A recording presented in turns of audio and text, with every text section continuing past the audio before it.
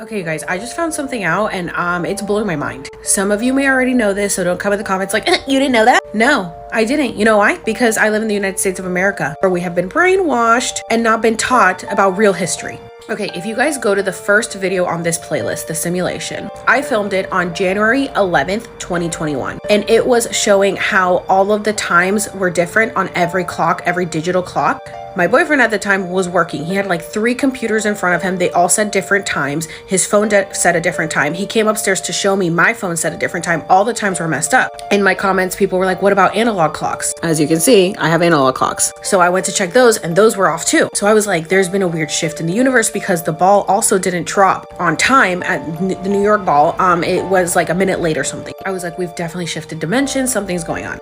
Look at this. I recently came across a video talking about how the calendar is supposed to have 13 months, but the Gregorian calendar changed it, which is the calendar we follow today. So I see this comment, come to Ethiopia, you will see what you are saying. We have 13 months within a year. So someone commented, right now we're in 2014, year of Mercury. Today's date is Thursday, the 22nd of March, 2014. Our new year is on the 1st of September. And I was like, wait, they're living in 2014 and we're living in 2022? Is that why they say that all time is simultaneous, like past, present, and future? We're all living in it at once? But then I saw this comment. So if we're in 2014, according to your calendar, 2020 Gregorian calendar corresponds to 2012, your calendar, when the truth started to come out and people woke. So the Mayans were right. COVID really put everyone in 2020. Using your calendar, that means that the year 2012 was the end of the world.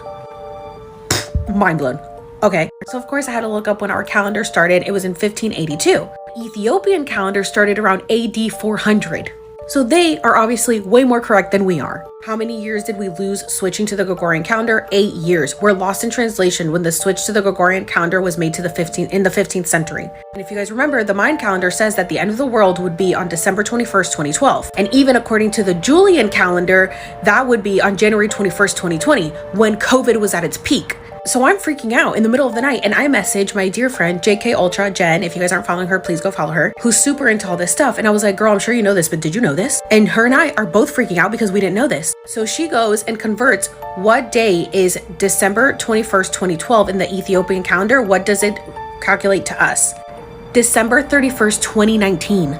So the last day of the world, according to the Mayan calendar, was on December 21st, 2012, if we had kept up with the original calendar. But because we switched it, it was December 31st, 2019. So in 2020, the new world started. So we have already shifted into a new dimension. And this is why everything is so different. This makes so much sense. Are you guys freaking out? Because I'm freaking out.